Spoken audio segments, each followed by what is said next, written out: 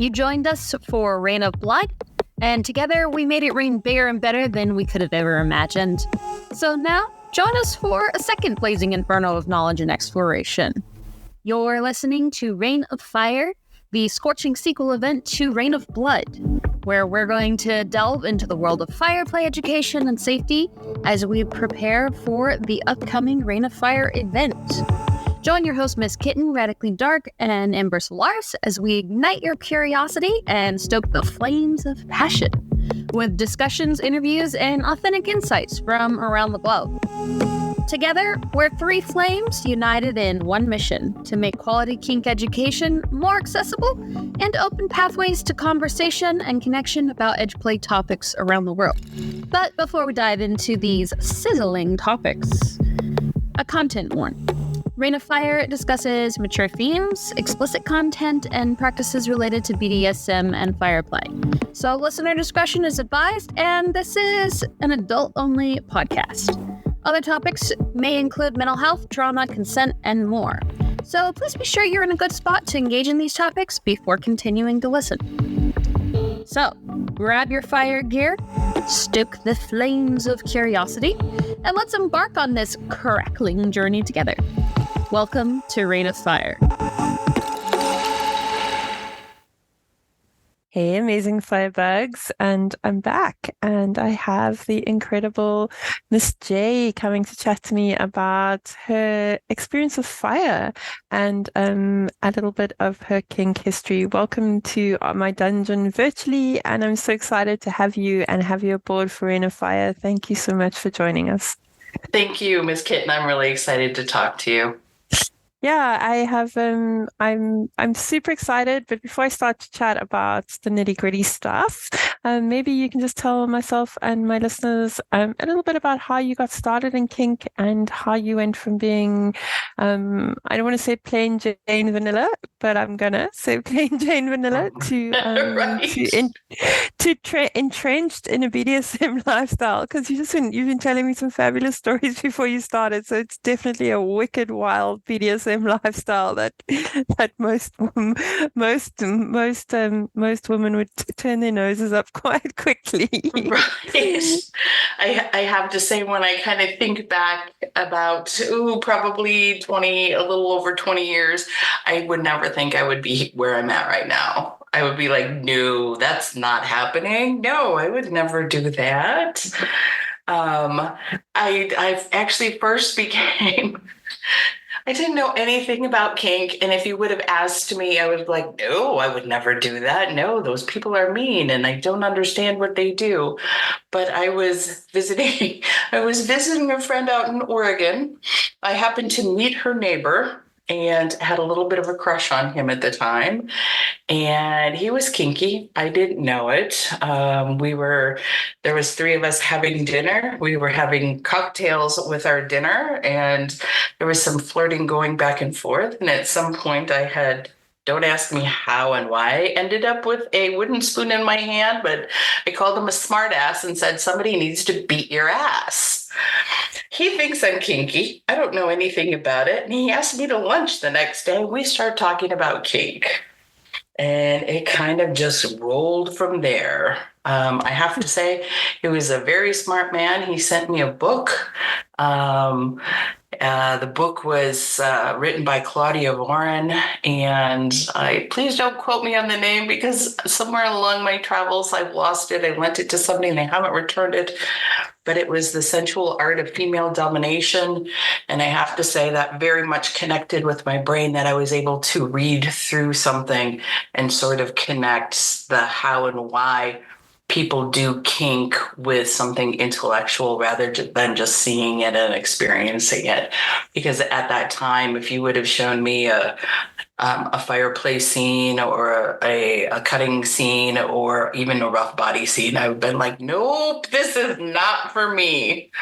And then I came back at the time I was living in Wisconsin, was told about some of the old Yahoo chat rooms and got involved in those, and then I was told about the munches, and The first thing I ever went to was a subs dinner because I thought, okay, they'll be nice to me. I was a little afraid of the idea of tops and doms at that point, and met a few people at the subs dinner, and then went on to the people I had met at at the subs dinner said, come to the munch, and I went to the munch, and it kind of took off from there.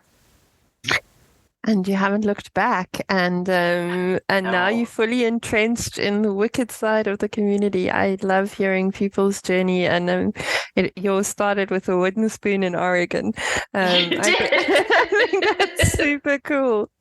Mine started with a pink hairbrush. Some guy whipped my pink hairbrush off the side of the table and wanted to spank me with it in the throes of passion one night in a ridiculous hookup, and I was like, "Dude, you're crazy!" And then I went home and I was like, so maybe I missed out on something. Maybe I was too quick to say no and laugh at him, because I was laughing hysterically because this grown-ass man was wielding a bright pink hairbrush and not looking very masculine or very manly on any level at that point. And I think I took the whole thing out of context, and then of course went down the rabbit hole and educated myself as much as I could, and here I am today. No longer. And do you still have that same pink hairbrush and bring it out and say, maybe now? I don't have a guy anymore though, but maybe I think he would be terrified of me these days. I think I definitely don't think I would be the bottom that he was expecting if he had to try it again now. I love you. I have tried to bottom, and it is not for me. I jokingly say that I'm delicate, I say I'm an excellent massage bottom, and once in a while I like a thuddy flogging, but for the most part, the pain aspect is not my thing. I like to dole it out. I'm pretty equal on that. Like I really enjoy pain. Pain is a way to pleasure for me. But I think the pain thing started with me. I'm big into anything that I can push my endurance for and test myself and my body. Right. Like only the strong will survive. I used to do these ridiculous running races, which were hundreds of kilometers over like 5 days, and Wow. So I think pain has always been somewhat in my life, and it's just I think the pain in BDSM is a much more tailored, much more right, and it's one of those. Yeah, it's always been there, but it was unnamed for you. Yeah, and this is just it's much more reasonable, much more tasteful, and it requires much less time and training. So I'm all for it. But right. How did you start fire? Where did fire come in on the journey, and what got you involved with fire? I am somebody, when I was growing up, we did a lot of camping. My dad was a Boy Scout leader. I was in Girl Scouts. And so camping is always with campfires. And I was one of those kids that let me find a stick and poke at the fire and then light it on fire and sort of swing it around and go, ooh, look at it's fire. And so I've always sort of had that fire with camping. And then the very first big event that I had ever gone to had somebody who was teaching fire, and kind of reading through it, I had never really heard about BDSM play with fire. No one in my community at that time did it. And so I was like, okay, I want to go see this. I want to see what this is about. And the minute that the previous class let out, I'm sneaking in because I'm I'm typically not a front row sitter, but for this class I was. But I'm an excellent note taker and always take notes. So there I was sitting in the front row, taking notes, watching the amazingness of let me put fire on someone. And from there on, I was hooked.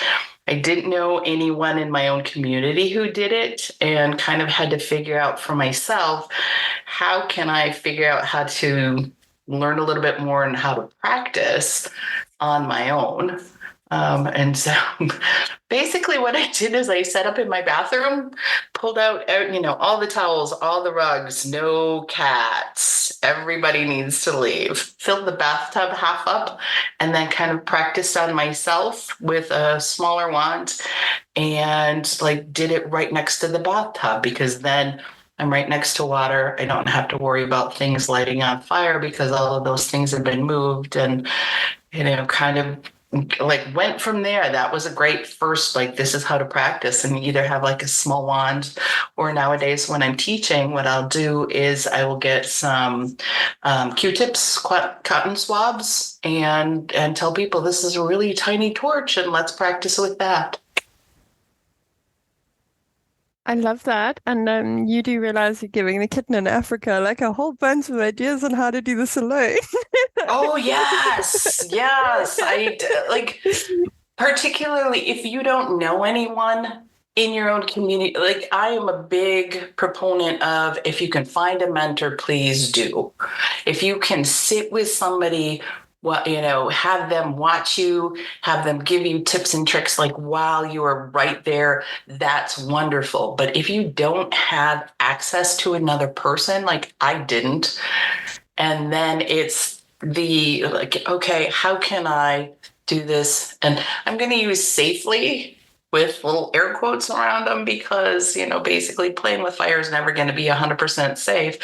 But how can I make this as safe as possible in order to practice and get good at what you're doing and figure out, like, I squeeze out my wands a little bit. Like, how much do I need to do that so that they're not dripping? So once you light them, you don't have lit alcohol dripping off of your wand.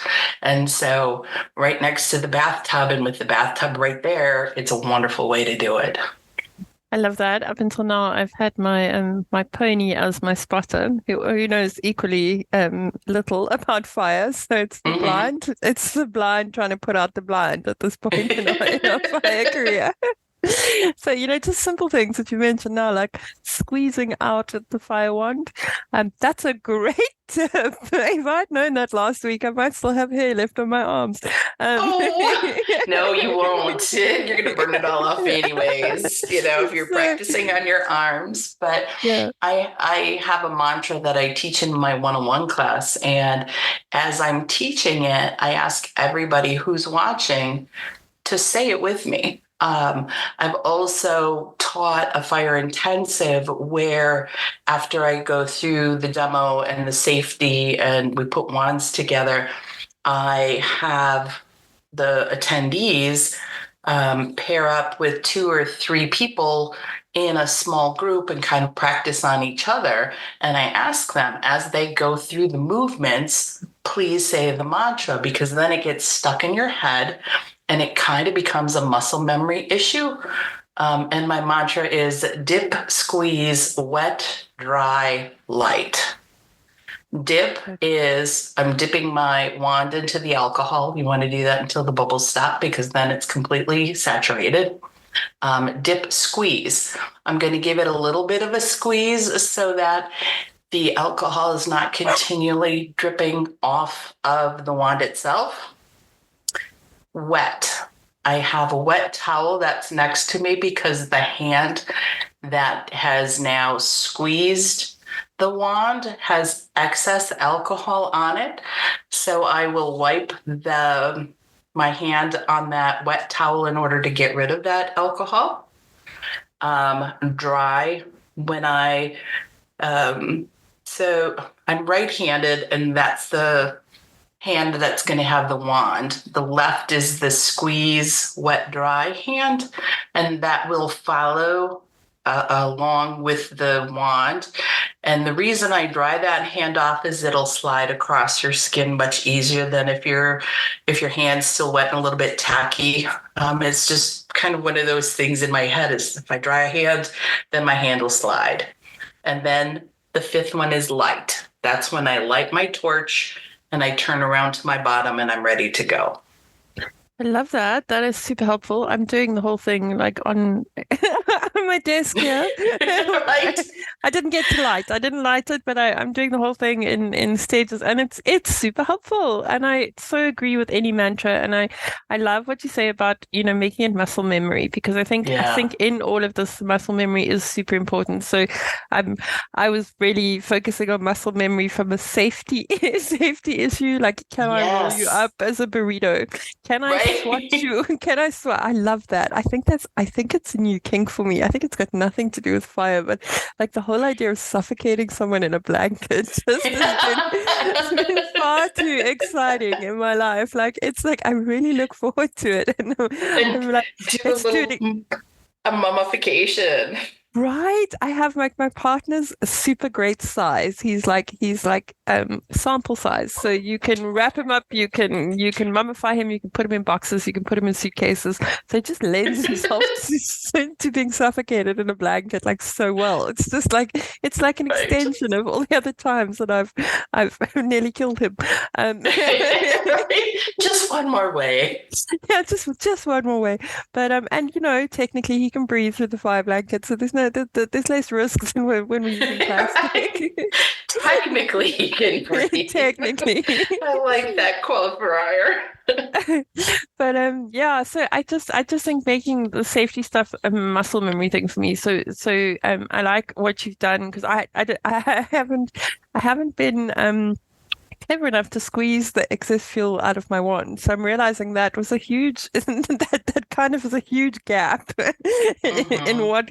Yeah, so I have a lot of fuel, which made the first couple of times I lit it super scary because it goes Right. it's a And lot of fuel.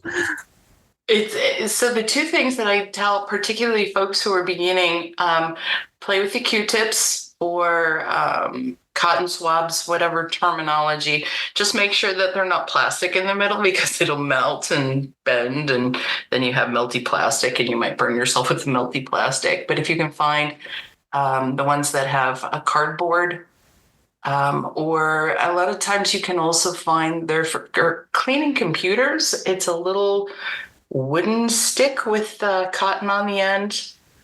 And the other thing is you have to make sure it's going to be cotton, because if you pick up a cosmetic swab and it's made out of anything really other than cotton, if it's a polyester type of what'll happen is when it burns, it will melt.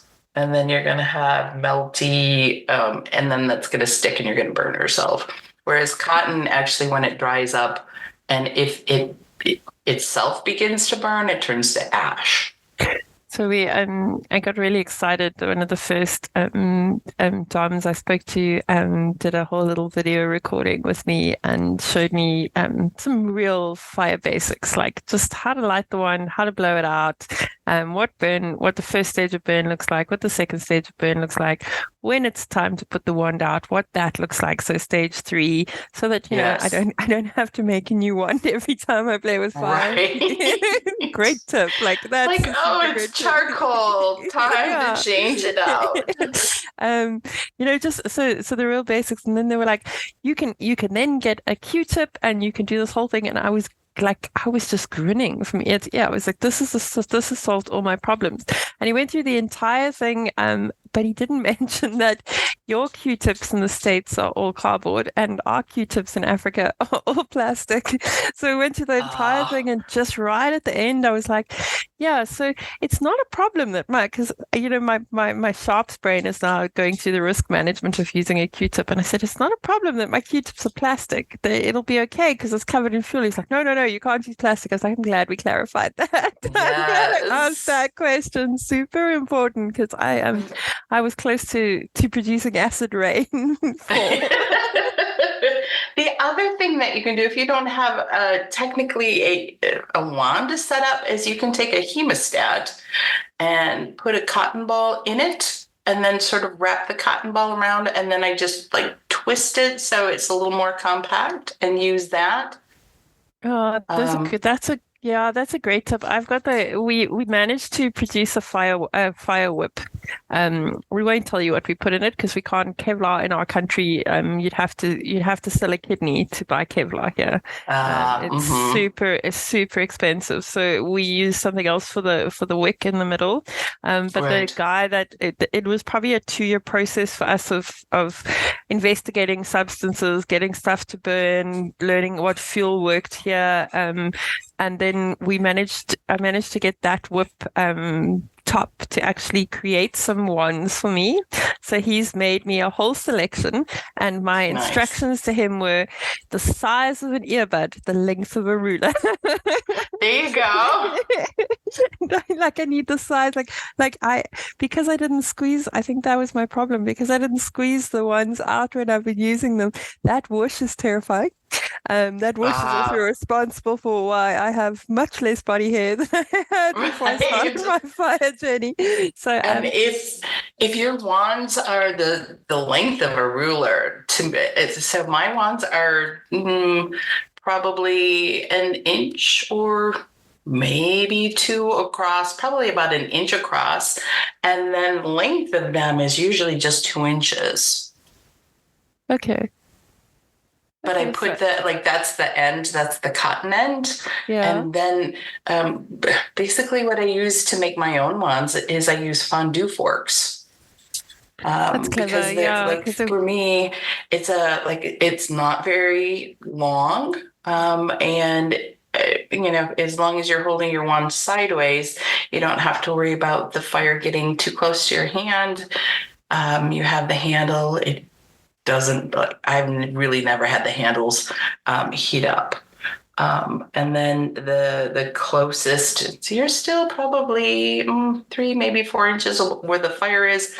The end of the wick itself is maybe 3 or 4 inches away from your hand. So you really don't have to worry about burning your hand itself. Okay. Those are all good tips. I haven't. I tried to find some fondue forks, but we didn't seem to have any in the house. So at some point we've used them for wax or something, because we did have an alarmingly large supply of them at one point. So we've obviously used them for some kink somewhere down the line. And then I went to a couple of the local stores, and they all looked at me with very confused looks on their face when I asked for fondue forks. So I don't think it's a typically South African thing to do a lot of. Fondue. So that's another thing that I've learned in my fire journey, is that South Africans aren't really big into fondue. So I thought maybe a big barbecue here in the fork. States, you could probably go to a lot of thrift stores and find them, because they were big in the 70s. That's a good plan. I was actually try one of the cash converter stores, because they also seem to have like an alarming supply from the 70s and 80s of household equipment that nobody else wants anymore. That's perfect for kink. All of the kitchen things. Oh, but they're so cool. Like I get lost in those places and come home with 100 things that I'm never going to use, but I just needed to buy in that moment. But when I was shopping, I had to have it. Yeah, it seemed so important then. Can't remember what I was going to use it for. Yeah, but so I'm going to try my ones tomorrow night. They have been crafted by at least somebody who has 2 years of trial and error fire experience. Nice. So they won't fall apart. And he's also he's quite stable as a human, so he'll be able to like direct me a little bit, because it's still quite an overwhelming experience. I think the 2 things that have really hit home to me with fire is how amazingly quick your timing has got to be. That it's not like my sharps game or even impact, where you can kind of have a snack, phone a friend, ask for help along the way. It's super fast, and then also how active the bottom has to be in the situation, because the timing is so fast. So those are my two take homes at the moment. And then the second one, and this is going to sound ridiculous, but it's the one kink that pushes home how much personal responsibility comes into play in this game. And I think, we talk about it a lot, But as a sharps top, I tend to be the one in control, and I'm taking all that responsibility. In the fireplay, just in the setup that we've done at home, I've realized that, the pony who's helping me as a spotter has to know his role. He has to be able to use his voice. The communication has to be there, and he must be confident in communicating. The bottom... Yeah, exactly. I don't have a bottom yet, so my future bottom has to be confident in using their voice and not feel subdued or under any pressure not to, that it's hugely important. And I think it's the first time that has been so evident. And we talk about personal responsibility a lot. Like PRIC is an acronym I've used for years. Fire is the one thing that's really pushed home what personal responsibility is in this. Sharps makes me think of it as it's all my responsibility. I need to research everything. I need to have all the information. But fire expands on that and says the information needs to be shared. Everybody needs to be communicating well and accepting personal responsibility. It's not a one-man job. Absolutely. One of the things that I've begun to ask of anyone that I'm going to play with in general, but specifically with fire, is, have you ever used your safe word? And the reason that I ask that, and hopefully bluntly in my own head, I want them to say yes, because I then know, okay, you are somebody that can tell me no. You won't have those reservations of, oh, I didn't want to disappoint you. I have a spot on my body that's now burned because I didn't want a safe word and disappoint you. And so then you would never play with me again, or for whatever myriad of reasons. But I tell my bottoms, I don't typically use, typically here in the States, you kind of hear about the stoplights, like green is good, yellow is maybe slow down, and red is to stop. I would rather just say, or have them say, hey, my right butt cheek is getting a little too hot. Can you ease up? Because I want them to enjoy themselves. I want them to be a part of an experience. And I want them to walk away and say, wow, that was amazing. And if that includes, I need to just ease up on their right butt cheek a little bit because it's getting a little too hot, I want to know that. And so that's why I asked that question. Have you ever safe worded? Or do you have a hesitation on safe wording? I need you to communicate clearly with me what's going on, more so than red. Now, if their brain just sort of befuddles and that's all they can think of, that's fine. But then I'm going to ask, okay, is red mean we need to stop completely? Does red mean, we need to stop so you can check in? What exactly does that mean? And oftentimes have those discussions beforehand, because then when you're going through it, you kind of, if that just means I need to talk to you and then we can start again, that's great. And I kind of know that ahead of time. Yeah, I think you've mentioned a whole bunch of stuff there that's really important. The first thing that I really want to push home to the people that are listening, just simply because as a newbie in fire, this is something that I think is easy for all of the people who play with it regularly to be aware of. But you've mentioned it now, is to identify what is burning.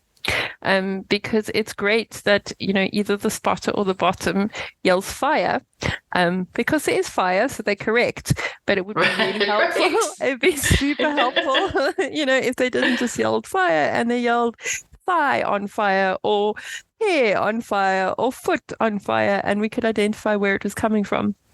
So I think that aligning that communication, where before in the dungeon, you can groan or you can say red, and there's time to discuss what's going on. I think in fire, I think having a very clear line of communication where you are not scared to use your voice and you're identifying exactly what's happening can save a life. Yes. Probably mine, yes. But I think it's super important. Like, I've never felt more like protecting myself ever as a top.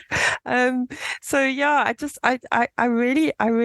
didn't quite get the personal responsibility thing. I think I took all the responsibility, and what fire has taught me is that PRIC relates to everybody playing in that space, And it's actually made me better in managing my dungeon space. When I refer to that, I mean, it's always a medical room. So it's meant that I am now handing out tasks, identifying that the human is accepting of the task, and then leaving them with the task, which is a lot for a control freak like me. It's huge. But you have to. I do some fire flogging, and that is one of those things where I definitely need to have a spotter. I know how to fire flog with two. The word will come back to me later, but I can Florentine. There we go. Florentine flogging. I know how to do that. I also do fire spinning. And so I know how to Florentine. I could Florentine with my fire floggers, but I choose not to. I only fire flog with one fire flogger because I want my other hand to be able to, when I transfer alcohol onto their skin, and it's my left hand, that's my swipe hand for me. I want to be able to put them out, and I prearrange with my spotter. They're there with either a Duvetine or a damp towel, and I basically tell them if I have swiped with my left hand 3 times and I have not put it out, I will literally back away, and they will come in with the towel to put out that transferred alcohol. And everybody needs their tasks and their jobs in order to be as safe as possible. And knock on wood, I've only burnt somebody one time fire flogging, and I realized the mistake after the fact. I was playing with some friends that they're fire eaters and breathers and spinners.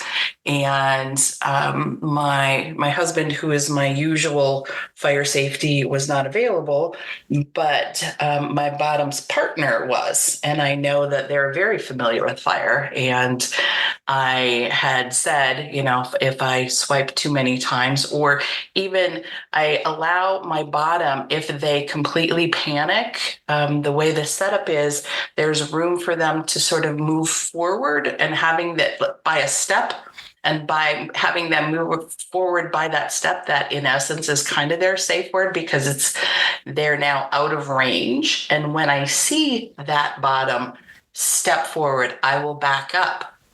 I had transferred some alcohol onto her, and for some reason didn't tell the spotter when she steps forward, you need to follow her to make sure that she's still not on fire, because I'm going to back up. I'm going to give her that space. And what happened is she had a little burn, probably about the size of a quarter the next day. And she came up and she said, "Hey, I got a little burn." And I said, "When did that happen?" And she wasn't really sure. And her partner said, "It's because she stepped forward." And I went, "Oh, because I told you I would back away, and I forgot to tell you that you need to move in." So that burn is on me. I take full responsibility for that burn, but she came back. We're still great friends. We still play. We do a lot of fire, and she loves it. But that was my you have to make sure to give all of the information to that spotter to keep everybody safe. Yeah, I think the 2 things that you've mentioned here are super important. First of all, fire is not safe. It is never going to be safe. If you think it's safe, you are very unsafe. Right. And you are more dangerous than the fire. So that, shit's going to go wrong at some point. So having a contingency plan and having a bit of accountability in the relationship, where you, as a bottom, are accepting that you're putting yourself at risk for something that is super highly dangerous and that could go horribly wrong. And that at some point in fireplay, you're going to get burnt, both as a top and as a bottom, I think is something that you've got to accept as a risk going into it. Agreed. I've always found in any kink that I've done, right in the beginning of my career, these guys would come to me and they'd, we want impact, but we can't go home with marks on us. And those are the guys that guaranteed, doesn't matter how hard I tried or what preventative measures I put in place, went home with a mark on them. And it wasn't, maybe it was my subconscious as a young dom that I left a mark on them, but I tried my utmost best not to mark them, and guaranteed when I pulled the wet towel off them at the end of the session, there would be a hell of a mark on them. And I'd be like, oh my God. And I just learned like really early on in my career, like you're playing, it's impact. The chance of not marking you is what I'm going to try for. But the chance of me marking you and I have no idea how your skin reacts or how hard I can go. So, it could happen and you need to accept that. And I sort of decided quite early on in my career, if you do not accept that this could happen, first of all, guaranteed karma is going to make it happen. Right. Guarantee. I'll never forget the guy that came to me for needles in his penis and said to me, but he can't have he doesn't want to have a bruise. And I normally don't, unless you want to be bruised, I don't bruise you at all. And the first needle that I pulled out, I just felt the little vein catch underneath the tip of the bevel, and I just watched the whole penis swell up like a beer can and go red. Right. And I was like, oh my God, you're not bruised. You're just nicely rosy red, the entire penis. It's just a lovely shade of purple. It's a not now. Now it's still red, but in half an hour and by tomorrow it's going to be bright purple. It's going to be great. Right. It will be bruised. But it's one of those things that you're playing in a field where there are risks. If you're not prepared to accept them, and it's something that you need to avoid, then you can't be taking those risks. Right. So I just love the way that you, secondly, are sharing that and sharing it openly, because I think the only way we get better at stuff is we learn from other people's mistakes. Yes. I'm hoping that all the other kittens in Africa who are trying to burn stuff learn a little bit from this journey with me, right. and their pyro experiences is more pleasurable. But we don't, without sharing it authentically. And I think when I came into kink, there was this whole you didn't fuck up and you didn't mention the fuck ups and nobody spoke about it. And so I find it really revolutionary to be able to talk to people and to be able to share mistakes, because we've all made them. And we're all going to make a million more, and none of us are immune to this stuff. It happens eventually. It's how we deal with it at the moment, and also how we've dealt with the accountability before going into the process. And I think fire is one of those things that this is stuff that's got to be spoken about. You're kidding yourself. Yes. To get away with out of it.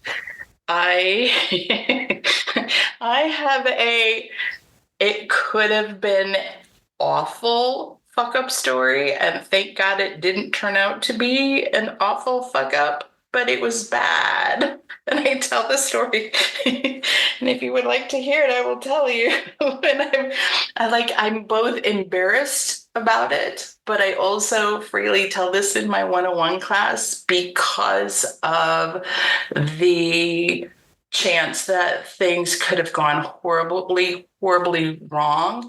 And the reason that I tell that is it goes along with how to make a decent wand. Yes, please. Yes, tell me. This is podcast broadcast. This is not going to be good, but I'm going to do it anyways. So I was playing at a friend's house, and it is very important to say that it was for a New Year's Eve party, and they have kids, and they do the whole let's have a Christmas tree up. And we were doing some fire in her living room. And, we had, I have bluntly a welding blanket that I bring. It's a really nice welding blanket. It's not a fiberglass one, because then you have to worry about getting stuck at the welding blanket itself is very soft, and you can step on it, sit on it. It's not going to do anything to your skin. It's wonderful. I love this thing. So we put this down on the floor, and we're playing. And I like to take my wands and sort of beat or tap on the person, not just roll them along, but I will tap on them with the wand lit. And what had happened was, let me back up a half a step. when somebody told me how to make wands, they said, take the top of your fondue fork and split it in opposite directions. So I did that. So you kind of take your V and split them out, and then you put your wand head on the top. So I had this fondue fork, I have this top, I'm tapping on the person, and the wands from the percussion, it actually went out. And then on my next tap, the top of the wand head, the cotton part, flew off across the room into her Christmas tree. Sorry, I'm only laughing. Had that been lit, her Christmas tree at this point had been up for a month. It was pretty dry, and if you know anything about wildfires and pine trees, that fucker would have gone up, whoosh. That would have lit quickly had that top come off when it was still lit. And bluntly, it took me about 5 minutes to figure out where the top went. And I was very thankful that it actually had gone out. I was bluntly very lucky at the time that it wasn't still lit when it went into the Christmas tree, because if you've seen videos of interior fires in rooms and Christmas trees, they go up very, very quickly, and it's a very intense fire because of the pine sap. And we were lucky. We were very lucky that it had gone out. And ever since then, I will take my fondue forks, and coming up from the bottom, you have the wand and then the stick part and then the top fondue part. Oh, sorry.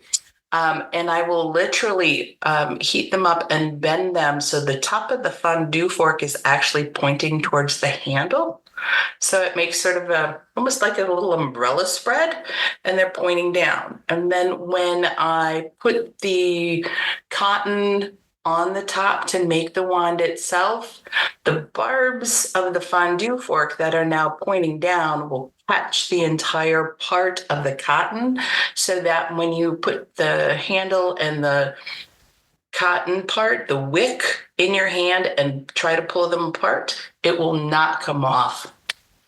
It is kind of held in place by the two metal spikes of the fondue fork that are pointing down, and it will hang on to it and you cannot pull it off. So it is a great lesson learned. And I do, like I said, I tell this story to everyone in my 101 class. And when I make wands, I will tell this story because it's one, yep, it's true. I almost lit my very good friend's living room Christmas tree on fire in her house. And it is and I at that time I carried a fire extinguisher. I had a fire extinguisher. We would have been assumedly okay, maybe, but so the other thing that I do now, even though when I make my wands, I do them that way, is before I start, I give them a little yank to make sure that we're still good. It's kind of like check your tools before you use them. Make sure that wand head is not gonna come off no matter what you do with it. And I pass those wands around during class, and I say, pull on it, yank on it, see if it's gonna come off. Is it solid? You want to check that every time you use it, because I do like to do percussion and do that tapping on my bottoms. And if I have a chance that thing is going to come off or it's starting to get a little bit old and a little bit burnt, then I put that one aside and I say, okay, I'm going to take it apart, and it just needs a little rehab and it'll be back in use later, but not now. Yeah, I love that. And that's a great reminder. So when I made my first attempt at a wand at home, I chose the object of a wooden spoon because it had a head that was not removable. Because in my risk management sharps brain, I was like, I can just see me wishing this thing through the air for the first time and this flying off. And our entire country is we've just come out of summer, so we have like 40 degrees C heat here, and it's dry and it's like a tinderbox. So, you don't want to you Yes. don't want to take a risk of burning the neighborhood down on my first throw. What I didn't Oh, realize was that yeah. they made it super big, and it was a it was a giant ball at the top of the wooden stick. So when it went whoosh, it really went whoosh. So that wouldn't work. The Yes. first prototype wasn't so successful, but yeah, that definitely did enter my did enter my brain that that was probably something that future me was going to do, and I was going to end up chasing a firebomb around, running after it. So that sounds exactly like something I would do. So. Yeah. And where you live, it sounds like where I currently live. I used to live in the Midwest where it rains all summer and you have lovely long green grass. And we would complain you need to cut your grass once a week, maybe twice a week, depending upon how much rain you got. I now live in California where for months at a time, 6, 8 months a year, we don't get rain. And so I have yellow grass. And bluntly, actually, over the weekend, we had a fire start that was within a half a mile of our house. So yeah, it is a tinderbox here. Yeah, we have terrible wind as well. So our fires here in summer are insane. They burn for weeks on end, and it's a huge big fight, and we super careful about it. So from that side, I think yeah, they even just the general population of smoking, is like smoking cigarettes and stuff like that in our community. It's really like you're really super careful about it. People are super anal about we've got fynbos, so the stuff literally like it's designed to burn. I think some of the seeds actually need fire to grow. So so like our whole country is literally designed to go up and smoke. So like it's really like possibly not a great environment to be starting throwing fire around. Yeah.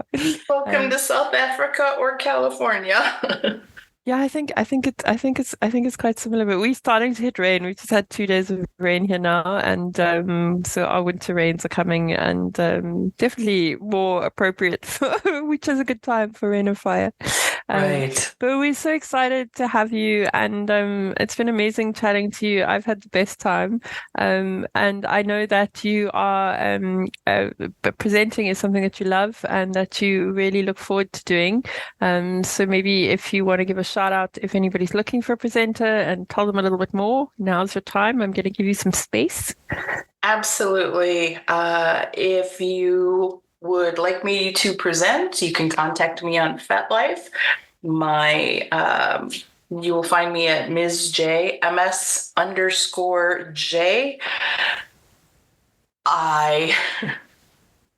I prefer a little bit of compensation, like help me out with gas money or get me to you. But I am more than willing to travel, and please reach out to me.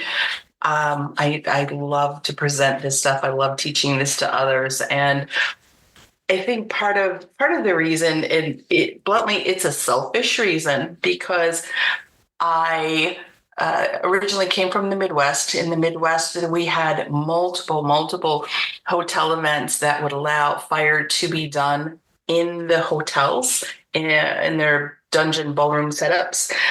Since moving to California, there is a very different mindset about fire, and most of my hotel events here do not allow fire.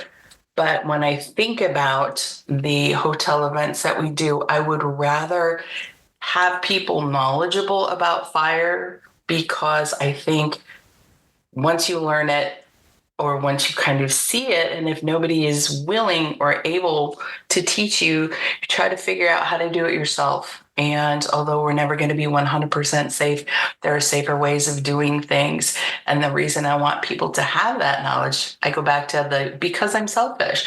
Because if they end up setting off the sprinklers in a hotel event, you need to not only evacuate your own event, but you need to evacuate the hotel itself. And the hotel is either going to say, we don't want this entire event, or you can still have your kink event here, but no more fire players. So I would rather pass along the knowledge so that whoever else is doing that, you're safe enough that you're not going to get our hotel shut down, and you're not going to have the fire players dismissed and say, you can't do this anymore. So I'm a big believer in spread the knowledge and, don't be the gatekeeper and don't say, oh, you're not my friend, so I'm not going to teach you this. So if you are interested in having me come and teach, please reach out. I'm definitely willing to talk and see if we can make something work. I love that, and I've just really loved all the interaction that I've had with you, and you've been really professional, really authentic, and really easy to deal with from the start of putting this together. So highly recommended. Thank you. Yeah, I loved my interactions, and you've just been very, very down to earth and very easy to deal with, which is unusual, and really makes little kittens in Africa feel really at home and really relaxed. And I've loved chatting to you tonight. And I'm I have loved talking to you also. Thank you. Super excited about Reign of Fire. And for all of the listeners that don't yet have an early bird ticket, I don't know what you're doing with your life. You're going to need to get on the train quickly, because I think we have about 10 tickets left for early bird. And I think the early bird sale ends tomorrow. So we are really excited. And then if cost is a barrier to participation, please reach out, guys. We have a sponsorship fund and we have a scholarship fund. We believe education is for everyone, and cost shouldn't be a barrier to education. So hit up our DMs. We're not looking for a reason. We don't need your life story, but we're really happy to help you make education part of your kink journey. So if we can be part of that, we're super keen to be part of that. And then, for the rest of you, tell your friends, share the love to our amazing presenters who you've heard on these podcasts. They are all incredible humans doing this to make your lives better. And it's a privilege to be involved with a whole bunch of people who have this experience and are willing to share it. So just huge thanks to Miss J tonight, and to all the presenters that are supporting me and helping me put this together, and my two amazing humans that help me admin this and that are the driving force behind this, Solaris and Radically Dark. Just incredible humans who work super hard to make things happen. So privileged to be in the team. But get your tickets, guys. Don't be weird. Just do the ticket thing quickly. And then from my dungeon to yours, wherever you are, lots of love and kitten kisses.